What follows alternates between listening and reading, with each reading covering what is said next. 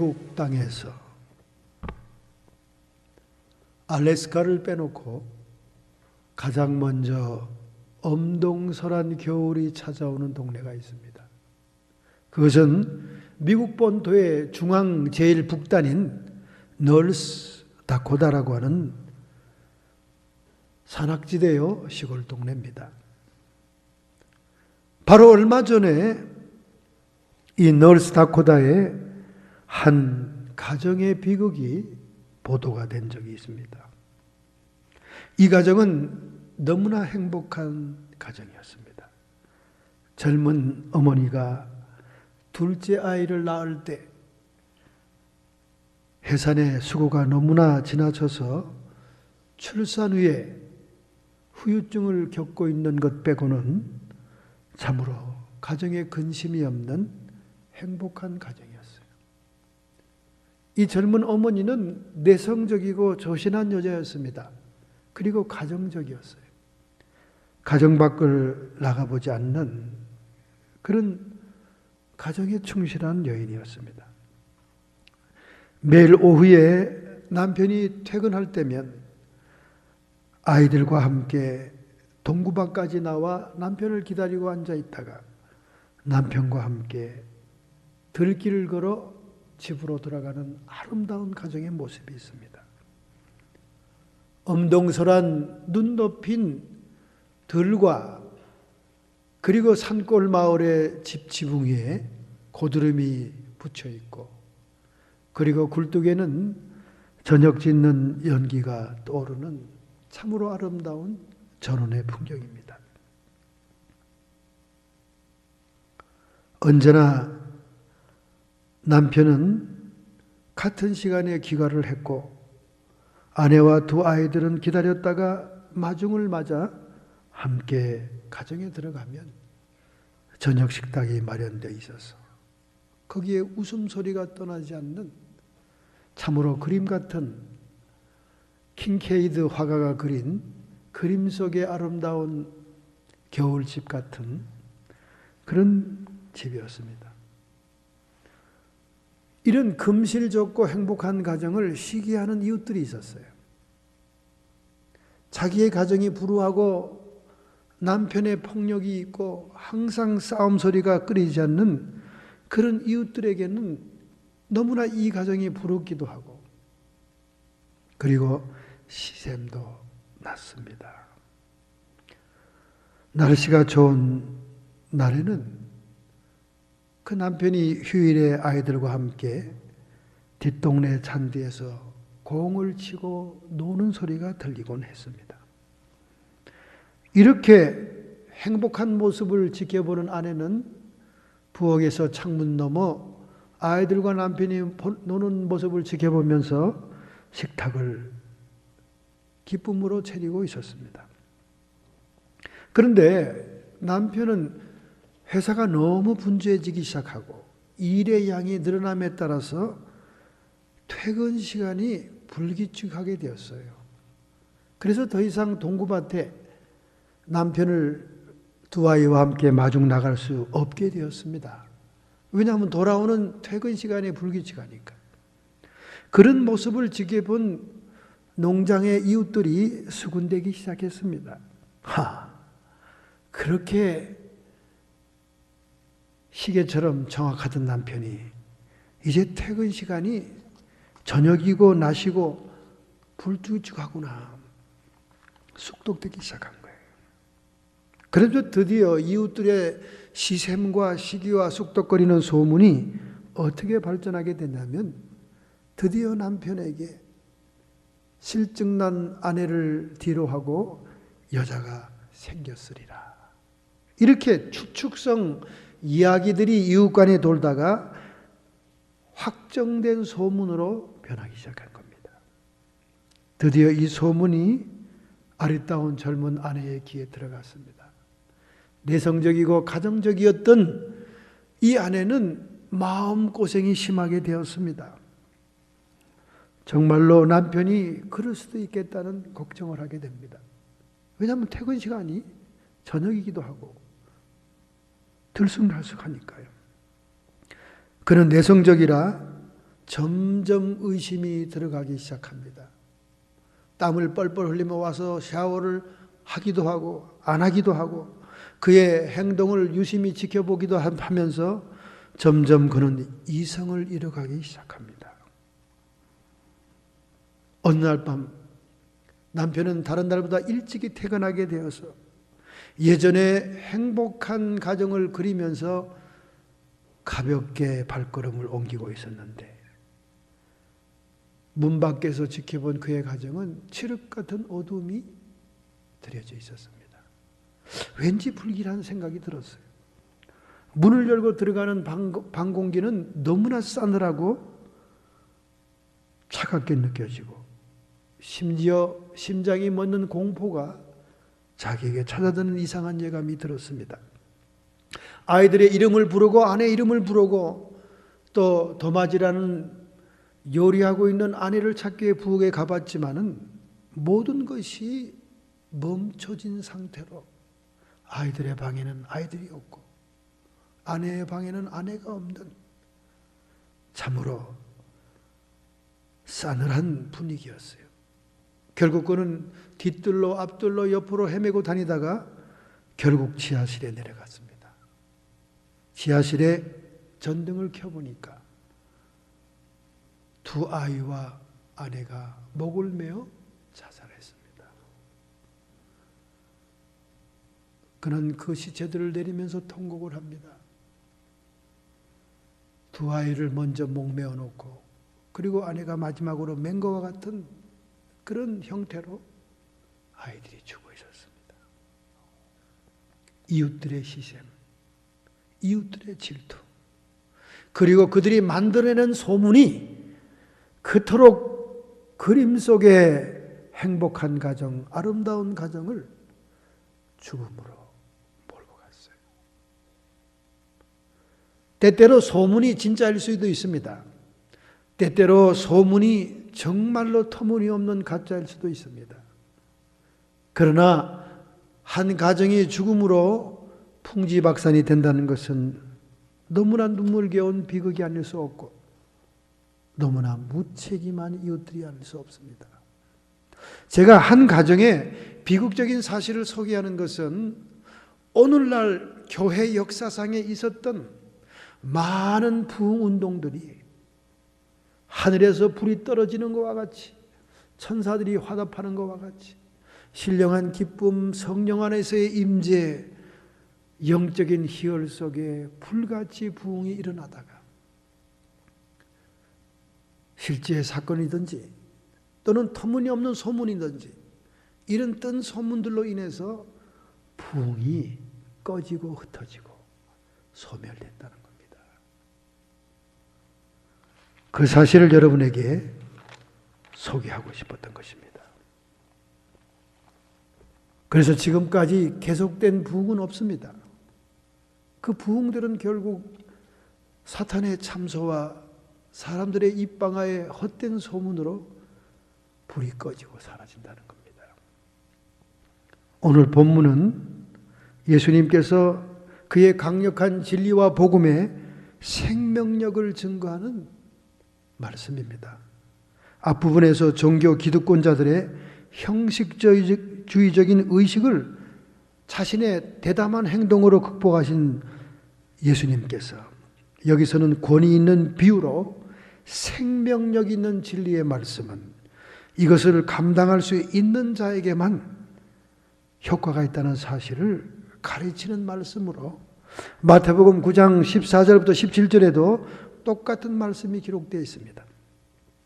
특별히 새술은 새부대 그리고 새 옷 감은 새 옷에 이런 비유의 말씀은 그 당시에 로마의 식민지로 전 세계가 여러 민족들, 여러 문화 그리고 각 민족과 각 문화마다 폐쇄적인 전통이나 자기 민족적인 가치관을 가지고 있었는데 그런 것들을 과감하게 탈피하여 역동적인 그리스도에 대한 신앙, 새 시대의 새로운 복음을 받아들여야 함을 강력하게 선포하는 의도가 기록된 말씀인 것입니다. 마태복음 9장 17절입니다. 새 포도주를 낡은 가죽 부대에 넣지 아니하나니 그렇게 하면 부대가 터져 포도주도 쏟아지고 부대도 버리게 되매니라. 새 포도주는 새 부대에 넣어야 둘이 다 보존이 되느니라. 이 똑같은 비슷한 말씀이 마태복음에 더 자세히 기록이 되어 있는 것입니다. 자, 이런 비유의 말씀을 할 수밖에 없었던 문제의 제기는 무엇입니까? 그것은 금식 문제로 그 당시에 바리새인, 서기관, 사두개인들이 예수님에게 질문을 해온 것입니다. 세례 요한과 그 제자들은 때마다 금식을 하는데 어찌 예수님과 그 제자들은 금식을 모릅니까?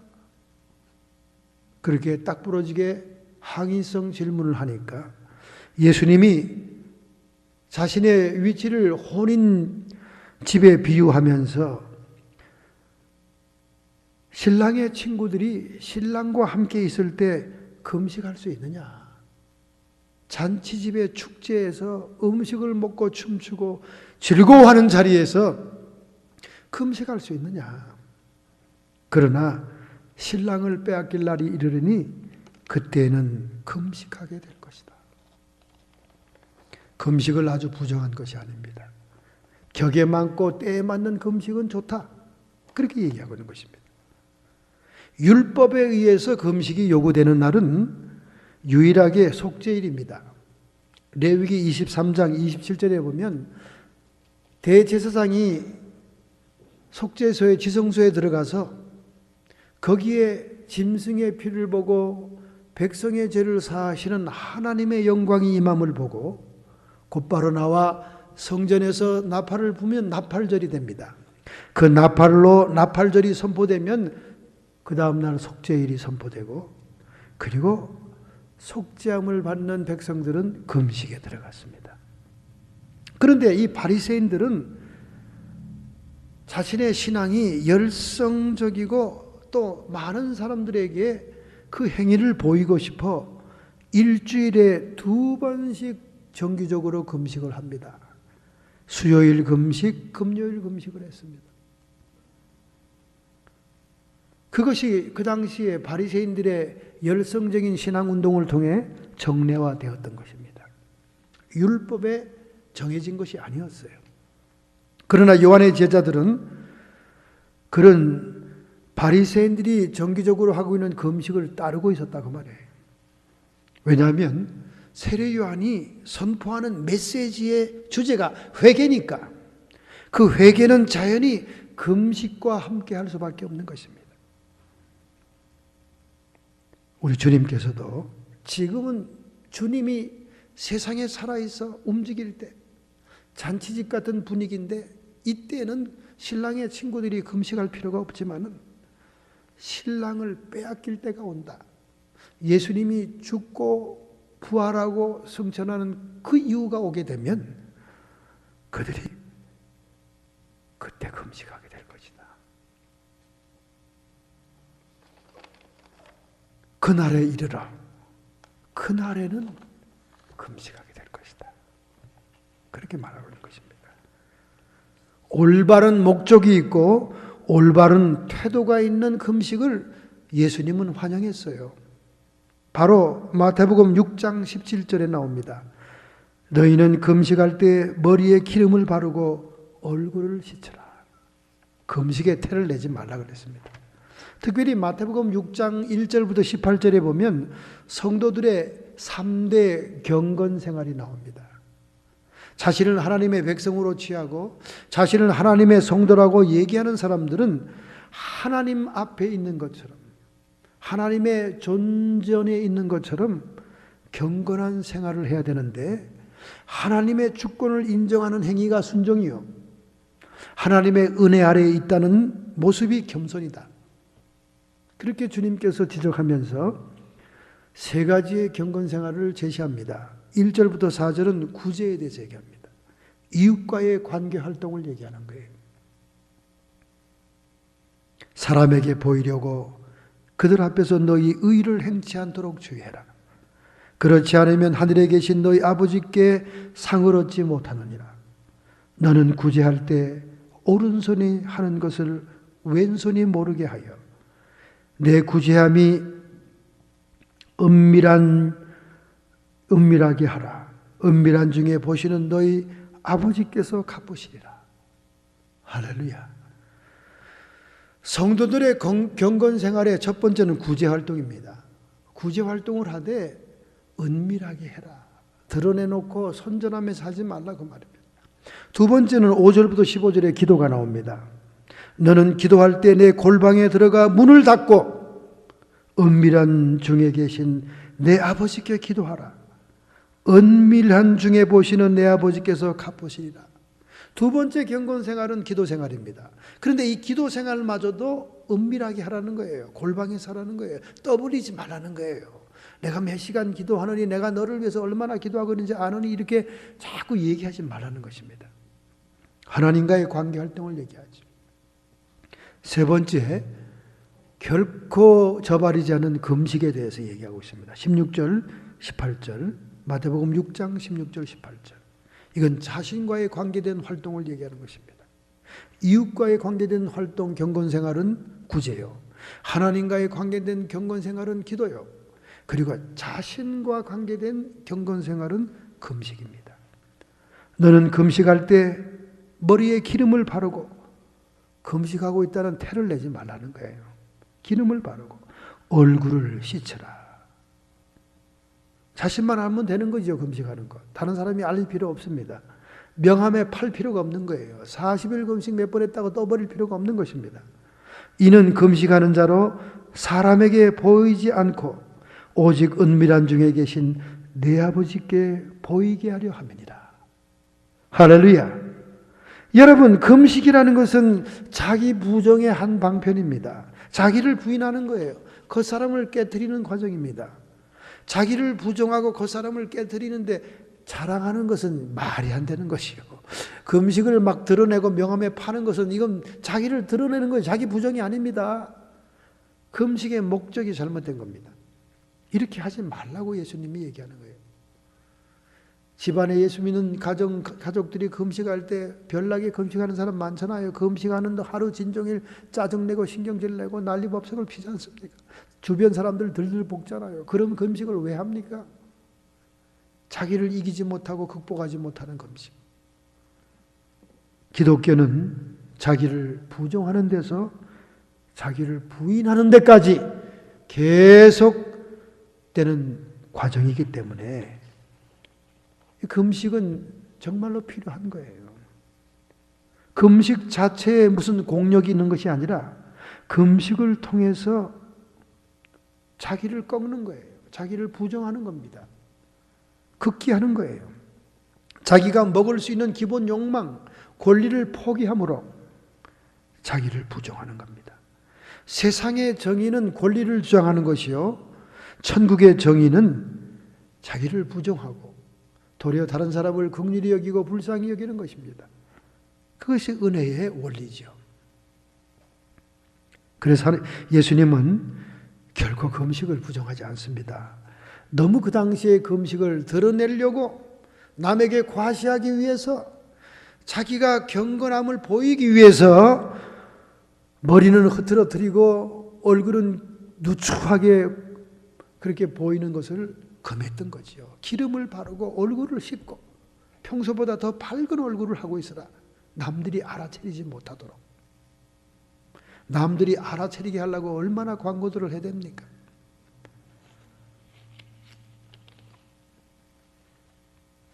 이렇게 금식은 그날에 이르러, 그날에는 금식하라는 겁니다. 그날이 언제입니까? 예수께서 부활 승천하시고 오순절날 이르러 하늘의 성령님을 우리에게 내려주셔서 하나님의 교회가 탄생될 그날, 신랑이 이 지상에 없는 그날에 우리는 경건생활로 금식이 필요하다. 그렇게 말하고 있는 것입니다. 여러분, 이 지상에 태어난 인간으로서 피할 수 없는 세 가지가 있습니다. 첫째는 우리는 죄인이기 때문에 율법의 정죄를 받습니다. 율법의 정죄를 받지 않는 사람이 없어요. 둘째는 마귀의 참소를 받습니다. 우리는 죄를 지을 수밖에 없는 육신을 가지고 있기 때문에 마귀는 끊임없이 우리를 참소합니다. 세 번째는 의로우신 하나님의 형벌을 피할 길이 없는 것입니다. 그러나 이 모든 세 가지를 하나님이 값없이 우리에게 주는 것이 있는데 그것이 은혜라는 거예요. 할렐루야. 이 은혜 중에도 가장 큰 비중을 차지하는 것이 하나님의 용서입니다. 죄인에게는 용서가 필요하잖아요. 그래서 영원한 용서가 있어요. 영원히 우리를 용서하십니다. 두 번째는 교제의 용서가 있습니다. 교제의 용서는 돌아온 아들로 신분이 회복될 때 자식으로 인정해주는 교제의 용서가 있는 겁니다. 세 번째는 치리 용서가 있습니다. 사랑하는 자식은 매를 드는 거예요. 때립니다. 사랑하는 자식은 역경과 고난 중에 쳐넣습니다. 그러나 영원히 고난 속에 있게 하지 않고 그 치리의 용서를 주십니다. 풀어주시죠. 그리고 네 번째는 위임되는 용서가 있습니다. 하나님의 사역자로 부름을 받은 자들에게 사죄의 권세를 줍니다. 부활하신 예수님이 나타나서 숨을 내심으로 성령을 받으라 말씀하시고 난 다음 너희가 네 죄든지 사하면 사하여질 것이요 네 죄든지 그대로 두면 그대로 있으리라. 위임된 용서, 사죄의 권세입니다. 그래서 이 사도 전승의 교회들은 반드시 참회의 기도가 들어가야 되고 사죄의 선포가 있어야 됩니다. 예배 순서에 자기 교회가 사도 전승의 교회 12사도와 우리 주님으로부터 이어져 나가는 교회라는 그런 얘기를 할 수 있으려면 반드시 거기에는 근거가 있어야 돼요. 즉 참회의 기도가 예배 순서에 들어가야 되고 그 참회 기도 이후에는 위임된 용서인 사죄의 선포가 들어가야 됩니다. 그리고 사도신경을 통해서 신앙을 고백해야 돼요. 이 세 가지가 반드시 들어가야 사도전승의 교회입니다. 오늘날은 예배 순서도 뒤죽박죽 자기 마음대로 그냥 오픈 예배로 찬송 딥다 부르다가 설교 짧게 해버리고 주기도문으로 끝납니다. 그렇게 예배 순서가 지멋대로 되는 게 아닙니다, 여러분. 세상에 조상 없이 태어난 인간이 있습니까? 오늘 여러분이 살고 있는 이 인간의 삶의 양식이 자기가 창조적으로 만들어서 하는 겁니까?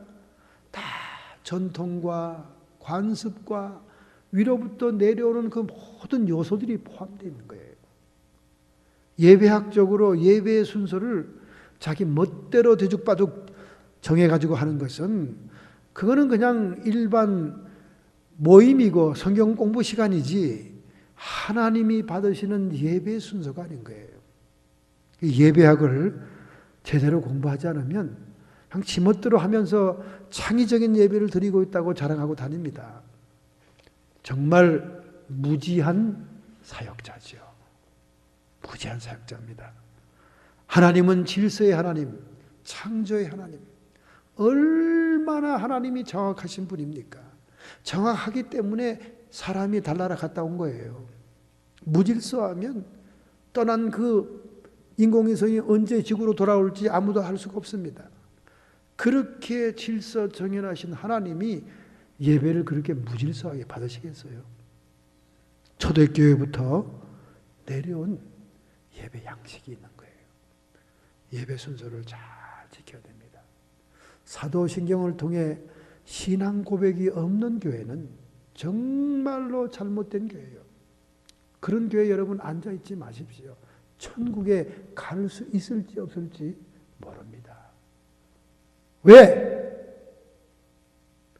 사도 베드로가 주는 그리스도시요 살아계신 하나님의 아들이라고 말하니까 그 신앙 고백, 이 반석 위에 I will build my church, 내가 내 교회를 세운다고 말씀했습니다. 성도들의 신앙 고백 위에 세워진 교회입니다. 신앙 고백이 없는데 무슨 교회입니까?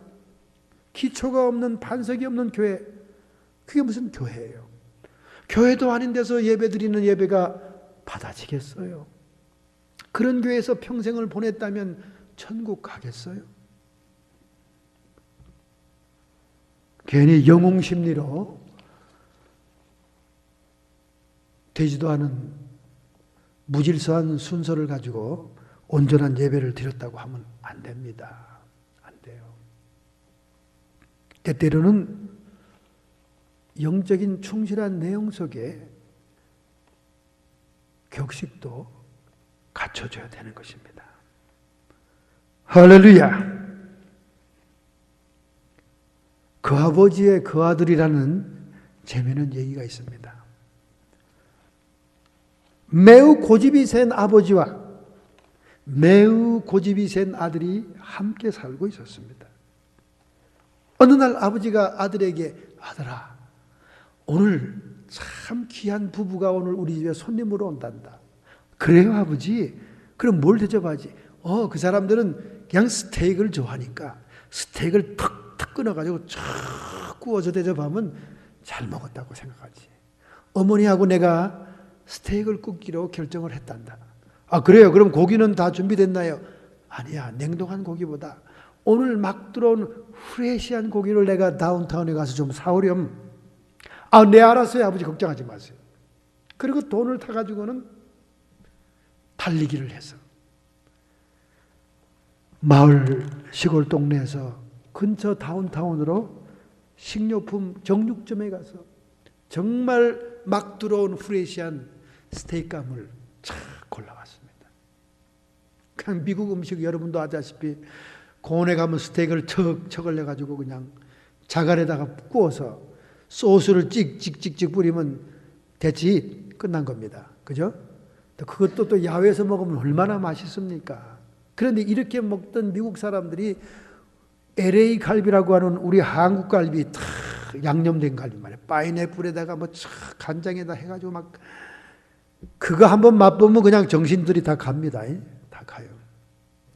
그 냄새가 야외 공원에서 펼쳐지면 미국 사람들이 다 거지처럼 어실렁어실렁 구경 오잖아요. 냄새가 너무 기막히니까. 드디어 아들이 정육점에 가서 스테이크감을 쫙 쇼핑을 해가지고 들고 오는 길입니다. 그런데 그 다운타운에서 자기 시골 마을로 들어오는 데는 외길밖에 없는 통로가 있어요. 산길인데. 그 통로에서 그 동네에 그 집과 라이벌인 사람을 만납니다. 그러니까 서로 절대로 고집을 피우면서 길을 비켜주질 않는 거예요. 더군다나 고집세기로 이름난 이 아들이 씩씩거리면서 딱 길거리에 서가지고는 꼼짝달싹을 안 합니다. 그러나 이미 그 집에는 손님이 도착했어요. 귀한 부부가 도착했습니다. 부엌에 있는 아내는 발을 동동 굴리는 거예요. 아니, 이 녀석이 고깃감을 사러 가서 왜 이렇게 안 오는 거야? 이미 손님들은 집에 도착했고 남편이 이것저것 말을 시키면서 시간을 끌고 있지만은 어머니는 부엌에서 속이 바짝바짝 타는 거예요. 왜냐하면 미국 사람들 식사라 그래 봤댔자 빵 조각하고 스테이크 하면 스테이크밖에 없으니까 얼마나 속이 탑니까? 드디어 아버지가 참지 못하고 통구밭을 향해서 나갑니다. 아니, 이 아들이 도대체 어디 빠진 거야? 어떻게 된 거야? 하고 외길에 딱 들었으니까 이거 웬일입니까? 아들하고 그 라이벌 되는 집에 아들하고 둘이서 다 눈싸움을 하면서 꼼짝도 안 하고 길거리에서 양보 안 하고 서 있는 거예요. 아버지가, 아들아, 수고가 많구나. 그래, 너는 얼른 손님이 왔으니까 스테이크를 가지고 어머니한테 달려가라. 내가 그 자리에 굳건히 지키고 있으마. 그리고는 아들을 집으로 보내고는 그 자리에 아버지가 딱 서서 눈을 째려보고 서 있는 겁니다. 그 아버지의 그 아들이죠. 얼마나 고집이 셉니까? 여러분, 이 이야기는 무엇을 얘기할까요? 본질과 형식의 얘기를 하고 있는 거예요. 지금 아무리 고집센 아버지와 아들이라도 이 날의 본질은 뭡니까? 손님을 접대하는 거예요. 스테이크를 구워야 되는 게 본질입니다. 형식은 뭡니까? 나는 절대로 지지 않겠다. 그런 고집을 피우면서 동구박 외길에서 버티고 서 있는 것. 여러분, 이 광경을 보면서 얼마나 아이고 한심이다, 한심하다. 어떻게 고집이 있어도 그렇게 융통성이 없지? 여러분이 혀를 찰 겁니다.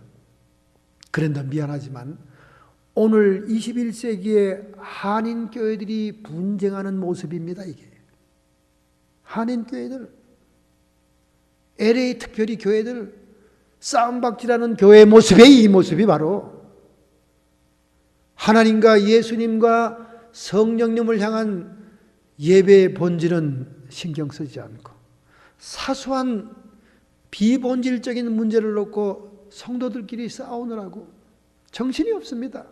법정투쟁하지요. 한 교회당에서 한쪽에 설교하면 한쪽에 박수치고 찬송하고 한쪽에서 기도하면 한쪽에서 통성기도하고 서로 예배를 방해하면서 그 대표자들을 기독교 신문 기자들이 인터뷰하면 입에 거품을 물면서 우리 하나님은 우리의 편으로서 반드시 우리는 이기리라 목소리를 깔면서 분쟁하잖아요. 이 스테이크를 가져오는 이 아버지와 아들이 한심한 정도가 아니라 오늘 21세기의 한국 교인들이 한심합니다. 교회 안의 분쟁이 이런 사소한 문제로 분쟁이 일어나요. 오늘의 분쟁에 예수님의 답변입니다. 첫째로 낡은 옷과 낡은 가죽 부대는 무엇을 의미할까요? 여러분, 낡은 옷이라는 것은 여러분이 이미 이 비유의 말씀을 알 겁니다. 낡은 배 조각을 생배 조각, 아주 신선한 배 조각에 붙여봤댔자 서로 어울리지가 않고 낡은 배자가 터져지고 맙니다. 그러므로 이 낡은 옷이라는 것은 당시 유대교를 상징하는 거죠. 장로들의 유전이나 유대인들의 형식주의적인 종교, 서기관들과 바리새인들의 교리와 관습, 낡은 형식주의, 거짓 의를 행하고 있는 그 당시의 종교 기득권자들. 마태복음 5장 20절 내가 너희에게 이르노니 너희의 의가 서기관과 바리새인보다 낫지 못하면 결단코 천국에 들어가지 못하리라. 서기관과 바리새인이 위선적이고 형식적인 그 의를 드러내고 충족시키려고 애쓰는 만큼도 못하면 너희들은 천국 못 간다. 이거 무서운 말이에요, 여러분. 오늘날 수많은 사람들이 다 천국 들어갔다고 생각하고 있는데 예수님이 천국 들어가는 차이력을 얘기할 때 이렇게 무섭게 얘기합니다. 그 당시에 서기관과 바리새인들의 얼마나 스스로 열성적인지 몰라요. 물론 그것이 사람들에게 드러내기 위한 열성인지는 모르지만은 어쨌든 그들은 교리와 관습, 형식주의에 열정을 다하고 있었습니다. 바로 이런 것들이 낡은 옷을 상징한다 그 말이죠. 낡은 술부대, 기름기가 사라진 드라이해진 낡은 술부대. 여러분, 술부대는 베지 않고 벗긴 염소의 가죽입니다. 그래서 발과 꼬리 부분 열린 곳은 꿰매서 닫아지게 하고 목은 부대의 입으로 남겨놓습니다. 그 목의 쪽으로 구멍을 만들어서 담는 거죠. 지금도 팔레스타인과 다메섹 지역에서는 이 가죽 부대가 쓰이고 있어요. 물을 운반하고 액체를 운반하는 데 쓰고 있습니다. 그런데 이 새 가죽 부대는 기름지고 신축성이 있잖아요. 어느 정도 융통성이 있게 확대가 되잖아요. 그런데 낡은 가죽 부대는 기름기가 다 마르고 드라이해서 뻣뻣해서 압력에 가해지면 터져버립니다. 그러니까 그 당시의 사람들도 발효가 이제 막 시작되는 새 포도주는 절대로 낡은 부대에 안 넣어요. 발효가 되면서 부피가 커지잖아요. 가스가 나오니까. 낡은 부대가 신축성이 없어서 뻥 터집니다. 터지면 포도주도 버리고 가죽도 버린다고 말이에요. 그러므로 새 포도주는 새 가죽 부대, 신축성이 있고 아주 기름기가 남아있고 드라이해지지 않은 여유 있는 새 부대에 넣어야 포도주도 가죽 부대도 남겨진다고 말입니다. 이 말은 무슨 말씀입니까? 예수님께서 증거하고 있는 강력한 생명의 복음, 하나님의 진리의 말씀은 생동감이 있고 능력이 있으므로 구태의연한 옛날의 형식, 종교 권력자들, 종교 기득권자들이 행하고 있는 형식주의의 틀에 갇힐 수가 없다는 것입니다. 히브리서 10장 15절부터 18절에 또한 성경이 우리에게 증거하시되 주께서 가라사대 그날 후로는 저희와 세울 언약이 이것이니 하시고 내 법을 저희 마음에 두고 저희 생각에 기록하리라 하신 후에 또 저희의 죄와 저희의 불법을 내가 다시 기억하지 아니하리라 하셨으니 이것을 사하셨은즉 다시 죄를 위하여 제사를 드릴 것이 없느니라. 여기 그날에는 예수 그리스도의 대속이 끝나고 피 흘림이 끝나고 부활 승천하시고 오순절날에 성령이 강림케 해서 그 성령이 믿는 자의 성도의 마음속에 내주하는 그날에는 더 이상 율법이 외적으로 우리를 압력하는 것이 아니라 내 안에 성령 안에서 그 법이 자원에서 지켜지게 되는 성령 시대가 오게 된다고 말입니다. 할렐루야. 이런 것이 복음의 능력이요 생명이요 예수 그리스도께서 우리에게 제시하고 있는 은혜의 역사입니다. 그래서 잔치집에 비유하는 것은 축제와 기쁨과 희열이 있는 잔치적인 분위기로 예수 그리스도의 은혜를 표현하고 있는 거예요. 이것이 새 언약입니다. 이것이 새 영을 우리의 마음속에 신비에 기록하는 시대다 이거 말입니다. 성령 시대의 도래를 얘기하는 거죠. 이런 성령 시대에는 새 옷이고 새 포도주 부대여야지 낡은 것에 두어서는 안 된다고 말입니다. 감당이 안 된다고 말입니다. 할렐루야. 성경 수업 시간에 옛날 우리 한국의 미션 스쿨들은 성경 시간이 있었어요. 중고등학교 때. 선생님이 성경 기록을 낭독하면서 공부를 인도하고 있었습니다. 예수님께서 말하기를 마태복음 11장에 나오는 28절에 나오는 말씀이죠. 내 멍에는 가볍고 쉽다 하는 대목을 낭독하면서 자 여러분 가운데 멍에가 뭔지 아는 사람 손 들어보세요. 그랬더니 한 학생이 손을 탁 들더니 예 선생님 멍에는 동물들의 몸에 감는 것을 얘기하는 것입니다. 동물을 이렇게 이용하고 사용하기 위해서 동물들을 이렇게 묶는 것을 얘기합니다. 물건입니다. 그렇게 얘기했습니다. 그러자 선생님이 그럼 하나님께서 우리에게 주신 멍에는 뭐냐? 그렇게 어려운 질문을 합니다. 이 질문을 답변한다면 그 수업은 성공한 거지요. 한 학생이 손 들었습니다. 예, 하나님께서 두 팔로 우리의 목을 조이는 것을 얘기합니다.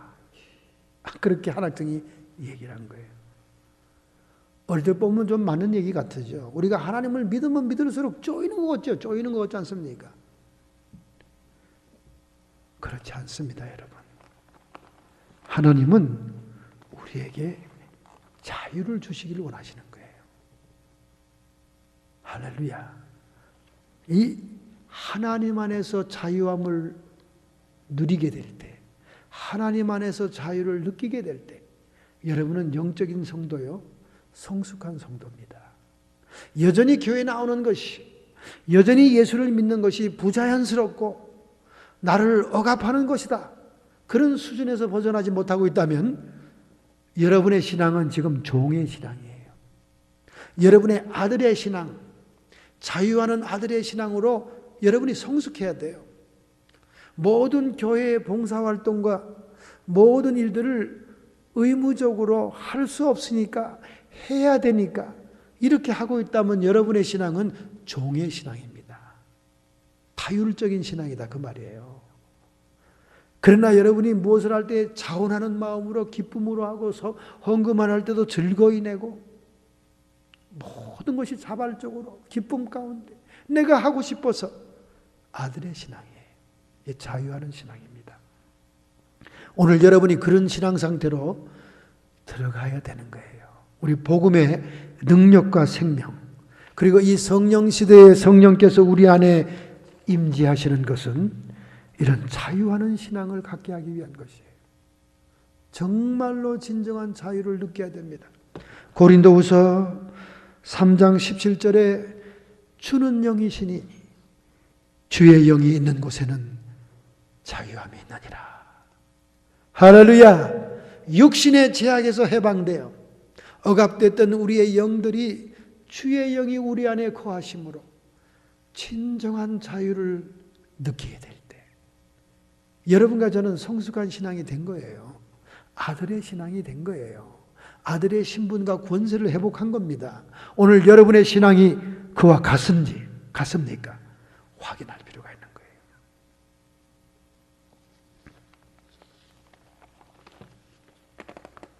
두 번째로 여러분, 그럼 새 옷과 새 포도주는 무엇을 의미하냐? 주님께서는 본질적이고 1차적인 포도주와 2차적으로 필요 유용한 가죽 부대를 구별하고 계시면서 교회 생활에서도 항상 새롭고 활성 있는 본질적인 예수 그리스도의 복음에 여러분의 우선순위를 맞추기를 원하는 거예요. 할렐루야. 히브리서 7장 16절부터 22절, 그는 육체에 상관된 계명의 법을 갖지 아니하고 오직 무궁한 생명의 능력을 쫓아낸 것이니 이와 같이 예수는 더 좋은 언약의 보증이 되셨느니라. 할렐루야. 유대교에서 율법의 계명을 따라 정죄를 받는 우리의 인생들, 이제는 예수 그리스도의 대속의 배열로 무궁한 생명의 능력을 쫓아 우리가 살게 되었습니다. 바로 이 무궁한 생명의 능력의 더 좋은 언약의 보증은 우리의 구세주 예수 그리스도시다. 할렐루야. 그것이 오늘 새 옷과 새 포도주의 본질입니다. 즉 예수 그리스도의 은혜의 복음을 얘기하는 거예요.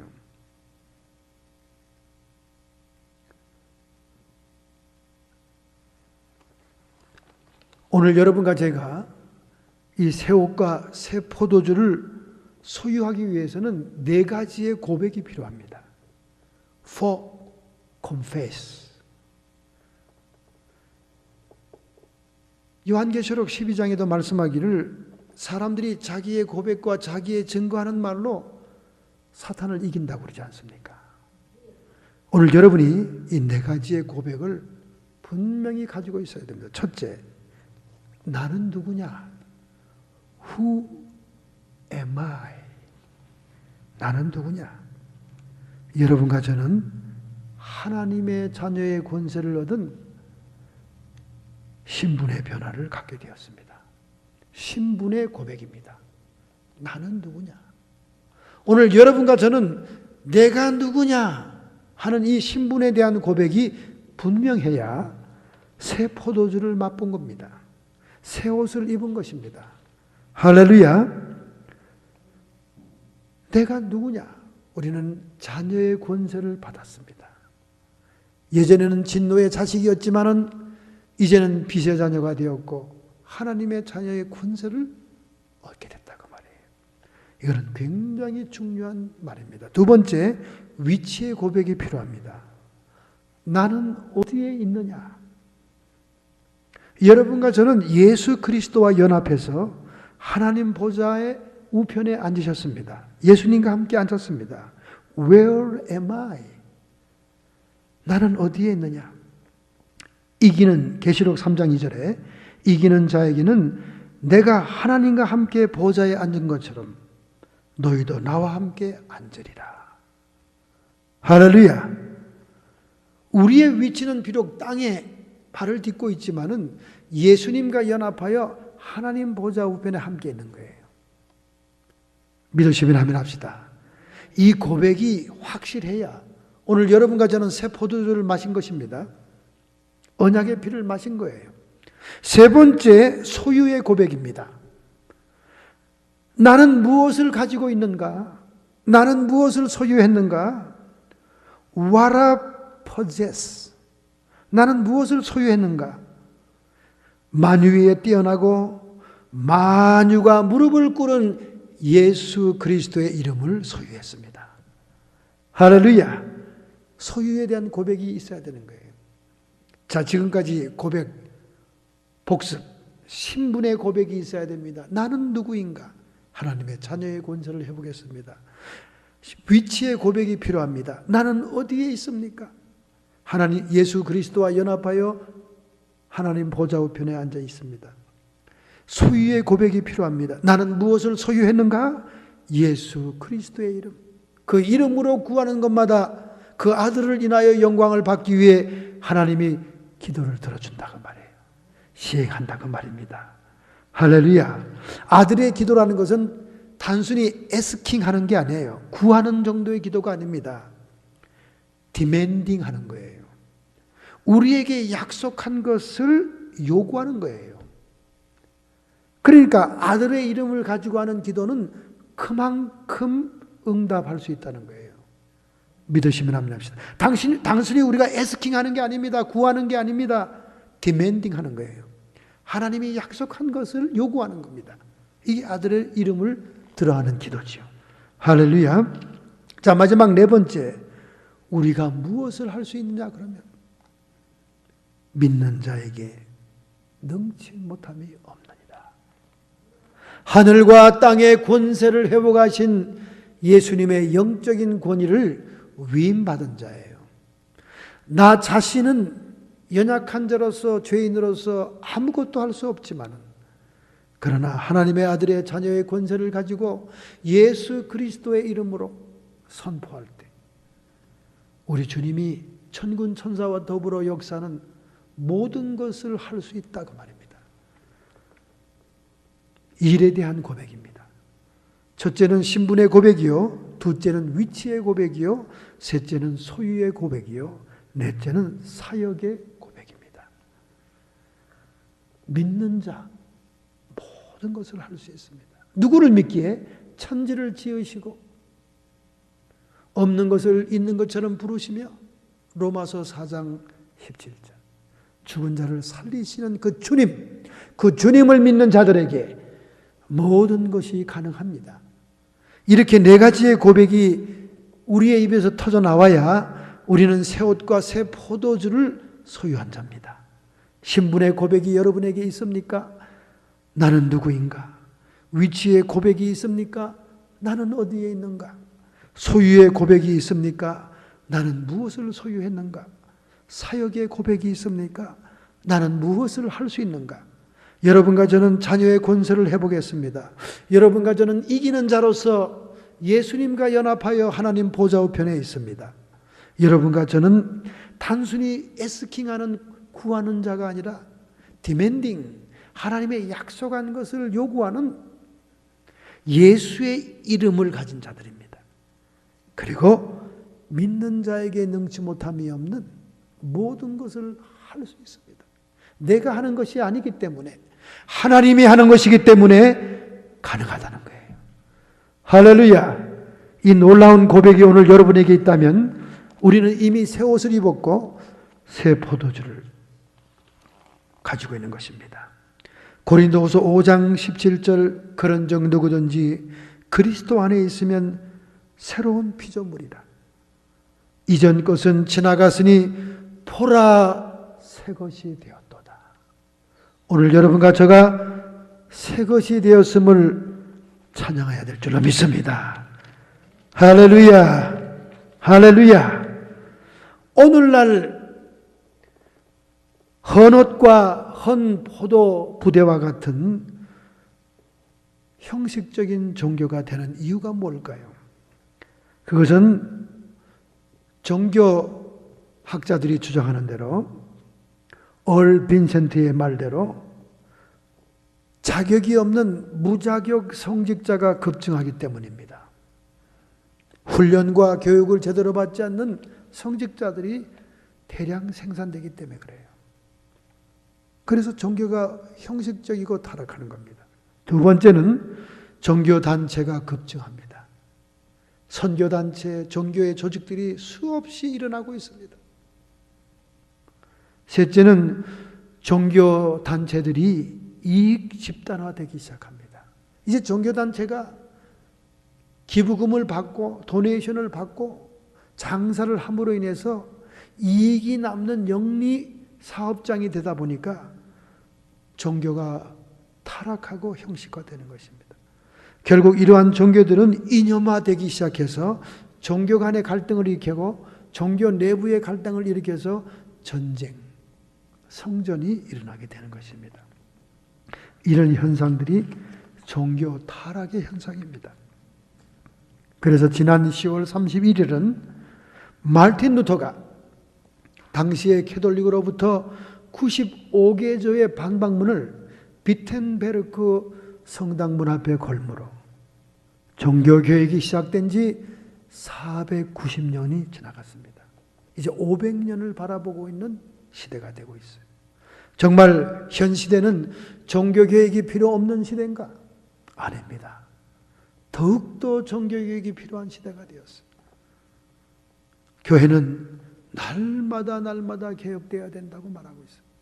당시에는 교황이 한 사람이었지만은 오늘날 모든 개신교회 담임 목사들은 다 교황처럼 행세하고 있습니다. 종교의 권력화 현상, 종교가 세속화되어 타락되고 있는 것입니다. 사탄의 두 가지의 위장 전술이 대표적으로 있습니다. 교회를 무너뜨리기 위한 위장 전술. 첫째는 심령주의, 스피리티즘이라고 합니다. 심령주의.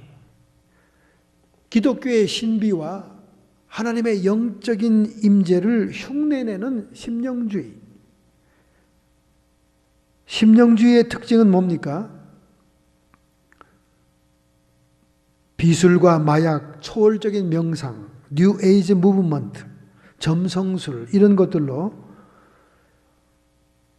영적인 능력을 상실하고 껍데기만 남은 깡통만 남아있는 현대 종교를 공격하는 거예요. 더 이상 종교에 내적인 능력이 보이지 않는 이 시대의 종교들을 향해서 사탄이 거짓 능력을 행하는 심령주의가 편만합니다. 이것은 사탄의 전략 가운데 사람이 하나님처럼 되게 하는 전략이에요. 하나님처럼 되게 하는 전략. 이런 것들이 얼마나 주변의 컬트, 오컬트, 이단들에게서 나타나고 있습니까? 이제 마태복음 24장에 예언된 것처럼 이 마지막 때에는 믿는 자들을 미혹하기 위해서 거짓 선지자들이 하늘로부터 불을 내리고 기이한 이적들을 베푸는 시대가 온다는 것입니다. 두 번째 사탄의 전략은 기술과학주의입니다. 영혼이 없는 로봇을 만들어내는 것이 기술과학주의의 절정이 될 거예요. 벌써 지금 로봇이 얼마나 정교하게 만들어지고 있습니까? 이제 앞으로는 정말로 사람 같은 로봇들이 만들어집니다. 기술과학주의예요. 그런데 그 로봇들이 영혼이 없고 기능만 있으니까 짐승처럼 됩니다. 짐승처럼. 이 마지막 세대는 대혼란이 일어날 거예요. 전쟁도 로봇이 하고 말이죠. 집에 가사 도우미도 로봇이 하고요. 그런데 그 문제는 그 로봇이 모든 모형과 모든 기능이 인간보다 뛰어나지만은 기억력도 뛰어나고 다양하지만은 영혼이 없는 거예요. 영혼이. 그 짐승처럼 나타나는 거예요. 사탄의 전략이 두 가지.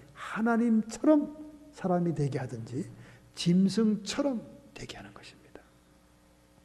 그래서 목적이 없는 행동력이 편만한 그런 기술 과학주의가 세상을 지배하게 될 것입니다.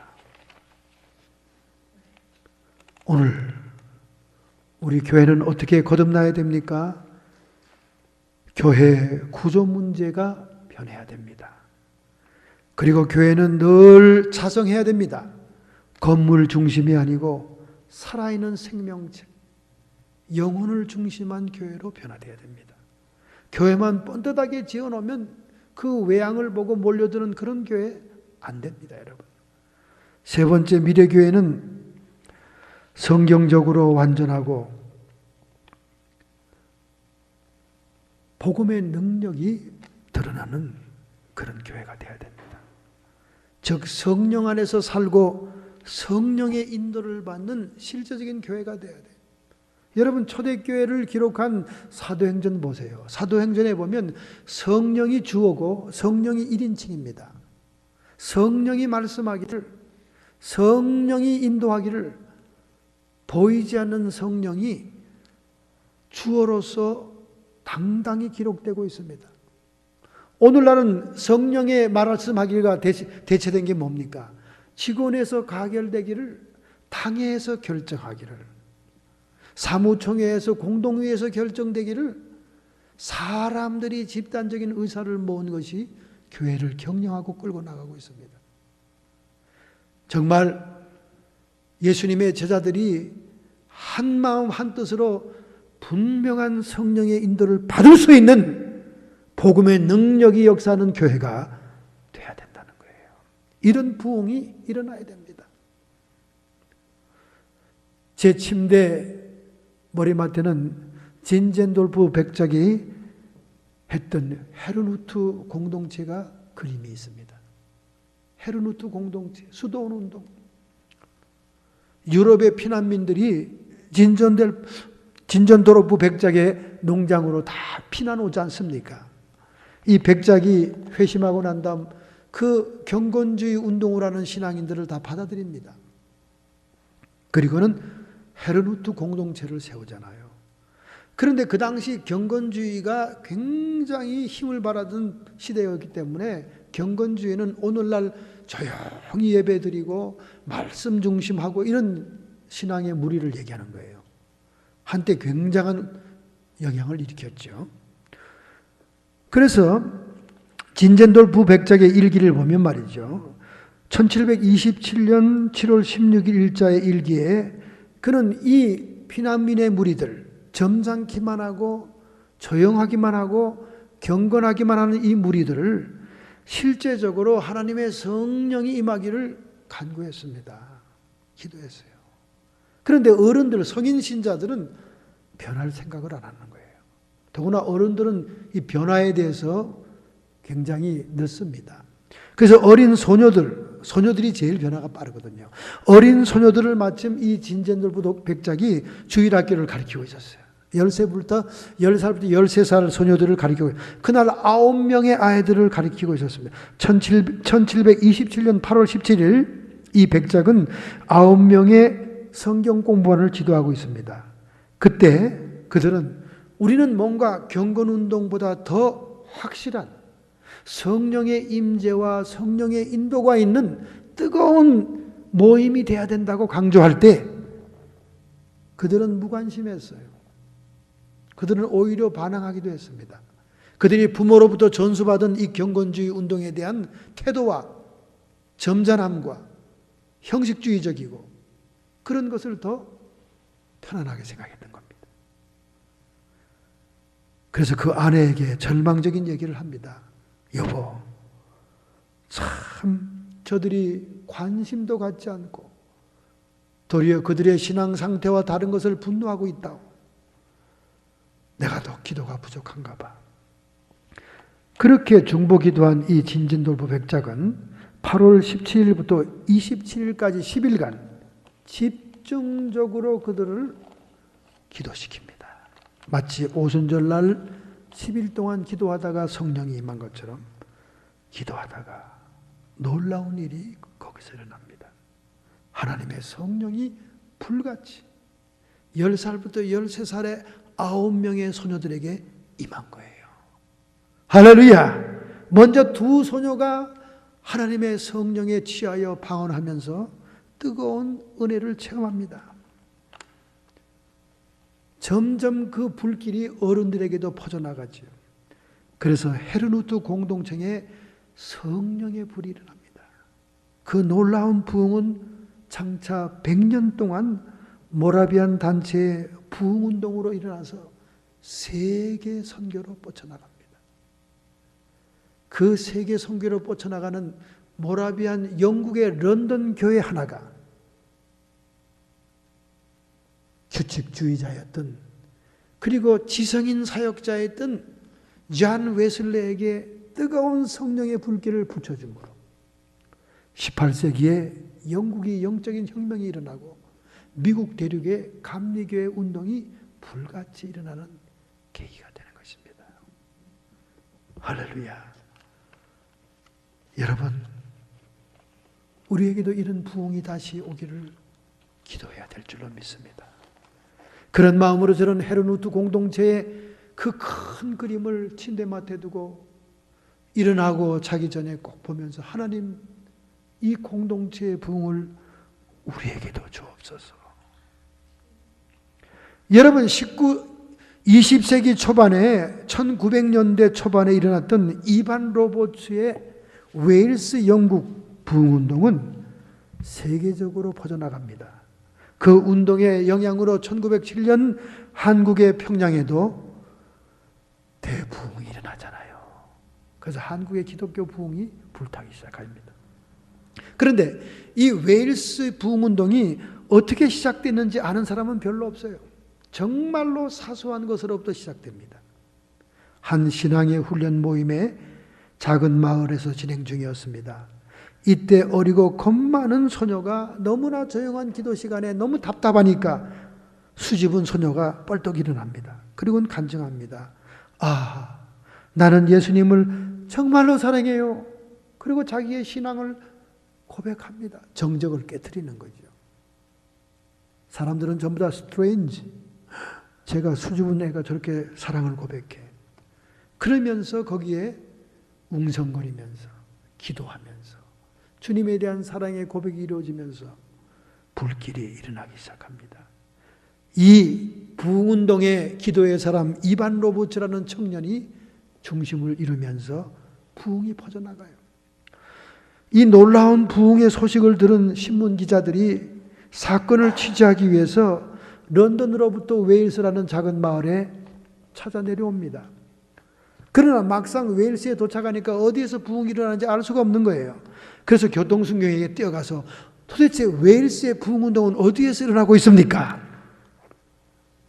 그랬더니 경찰관이 자기의 경찰복을 탁 벗어버리고 가슴을 보이더니 이미 내 가슴 속에 불이 타고 있습니다. 신사 여러분, 하나님의 성령의 불은 이 제복 안에 불타오르고 있습니다. 경찰관부터가 이미 웨일스의 부흥운동에 감동을 받고 있었던 거예요. 그의 안내를 따라 기자들이 웨일스에 있는 교회에 가서 취재할 수 있었다는 것입니다. 이런 하나님께서 주시는 놀라운 새 옷과 새 포도주의 복음의 운동, 부흥의 운동이 새롭게 한민족을 통해 이 미국 땅에 일어나야 하나님의 성경적인 가치가 회복되고 말세의 부흥이 일어날 줄로 믿습니다. 여러분과 저는 이를 위해서 집에 있을 때나 교회에 있을 때나 기도해야 될 줄로 믿습니다. 형식적이고 외식적이고 구원의 기쁨을 잃어버린 하나님의 백성들이 돌아올 수 있도록 기도해야 될 줄로 믿습니다. 로버트 로빈슨이라는 사람은 찬송가 작사자였습니다. 모든 축복의 샘가로 오라는 찬송가를 작사한 사람입니다. 그러나 그가 찬송가를 작사할 때 그 절정에 이르렀던 신앙은 타성에 붙고 신앙의 감격을 상실한 지가 오래되어서 예수 안에 있었던 행복과 기쁨을 상실하고 그는 말년에 죄악길에 들어서게 됩니다. 파하고 방탕한 생활로 인해서 정신적인 고통을 겪고 정신질환까지 오게 되었어요. 그래서 그는 어느 여행을 가다가 길거리에서 정신착란이 와서 쓰러졌을 때 경찰들에 의해서 그 지역에 있는 정신병원에 들어갑니다. 수용이 된 거예요. 정말 자신이 정신병자가 된 것처럼 쭈그리고 앉아 있는데 갑자기 찬송 소리가 들리는 거예요. 가만히 그 찬송을 들어보니까 모든 축복의 샘가로 나오라는 자기가 작사한 찬송을 정말 청아한 목소리로 어떤 여인이 부르고 있는 거예요. 깜짝 놀라서 그 찬송이 들리는 쪽으로 가보니까 정신병동의 어떤 방이었습니다. 그 여자 역시 정신질환으로 거기에 갇혀 있었는데 문을 두들기고 들어갔어요. 기쁜 얼굴로 찬송가를 내려놓고는 그를 쳐다봅니다. 무슨 일이죠? 찬송가 소리가 너무 내 가슴을 찔러서 제 발걸음이 저절로 이곳으로 왔구만요. 그래요? 제가 한 번 더 불러드릴까요? 저는 이 찬송가를 부를 때마다 내 정신이 맑아지고 하나님의 천사들이 화답하는 희열을 기쁨을 느낍니다. 아마 제가 이 찬송을 매일매일 부르는 한 이제 곧 병원을 나가게 되겠지요. 그런데 이 찬송가가 아저씨도 평안을 주는가 봐요. 그러면서 찬송가를 또 냅다 한번 불러주는 거예요. 그런 눈물을 뚝뚝 흘렸습니다. 바로 그 찬송가는 내가 작사한 거예요. 그러니까 그 여인이 침대에서 뛰어내려오더니 너무나도 자기를 안는 겁니다. 저는 이 찬송가가 나를 구해주고 있어요. 내 영혼을 새롭게 하고 내 정신을 맑게 하고 있어요. 제가 이 찬송가를 계속 부르는 한 이 병동을 떠날 수 있을 것 같아요. 그러면서 너무나 감격해서 그를 껴안고 고맙다고 그러니까 그가 엉엉 울었습니다. 그는 그 여인으로 인해서 정신이 돌아왔습니다. 그리고 자기가 작사한 그 찬송가를 그와 함께 부르면서 다시 주님 앞에 무릎을 꿇고 신앙을 회복하게 되고 기쁨의 운물에 구원의 운물에서 기쁨을 거둬들이는 영적인 체험을 하게 되면서 그는 정신을 차리게 되었고 하나님을 영화롭게 하는 새로운 삶으로 변화되기 시작했습니다. 결국 그 여인과 함께 그는 그 정신병동을 나오게 된 것입니다. 할렐루야! 이와 같이 영혼들이 변화되고 구원되는 새로운 부흥의 역사, 하나님의 성령 뿌리, 복음의 능력을 우리에게 부어주는 놀라운 새 술과 새 포도주와 새 부대의 역사가, 하나님의 복음의 능력이 회복되는 역사가, 하나님의 나라는 말에 있지 않고 능력이 있음이라, 우리의 인간의 심령이 변화되고 우리가 하나님의 형상이 회복되는 것만큼 기적이 어디 있겠습니까? 영혼들이 돌아오는 놀라운 부흥을 체험하는 우리 교회 되기를 기도하고 결단합시다. 할렐루야! 여러분의 가슴에 손을 얹고 하나님께 기도합시다. 하나님 아버지, 우리 주님께서 유대계의 위선적이고 형식적이며 바리새파와 사두개인 서기관들의 종교 기득권 세력들을 깨뜨리며 순수한 복음의 능력을 증거하셨던 것처럼 우리에게도 외식과 관습과 모든 누추한 인간의 의의 겉옷을 떨쳐버리고 생명 되신 주님을, 불같은 성령님을 우리를 통해 드러낼 수 있게 해 주옵소서. 오늘 저희들이 결단하고 결심하는 마음으로 가슴에 손을 얹었습니다. 하나님, 이 마지막 때에 약속하신 늦은 비 성령의 역사, 부흥의 역사를 저희 재단을 통해 내려주시옵시고 우리는 이 복음 사역의 역군들이 될 수 있도록 하나님 역사해 주시옵소서. 헤르누트 공동체의 부흥이 임하여 수백 년 동안 세계 선교와 영적인 영향을 일으킨 것처럼 2000년 교회사에 일어났던 수많은 부흥의 역사처럼 하나님의 성령의 불길이 임하게 하여 주시옵소서. 마르틴 루터의 종교개혁이 새롭게 일어나게 해 주시옵소서. 결단하고 결심하는 성도들을 축복해 주심을 믿습니다. 4가지의 고백을 행하는 저희들이 되게 해 주시옵소서.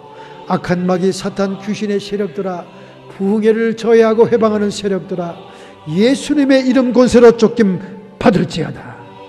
성도의 육체와 정신의 역사는 모든 질병의 세력들은 쫓김을 받을지어다. 오직 성령 안에서 의와 평강과 희락이 임하게 주시옵소서. 예수님의 이름으로 축복하며 기도하옵나이다.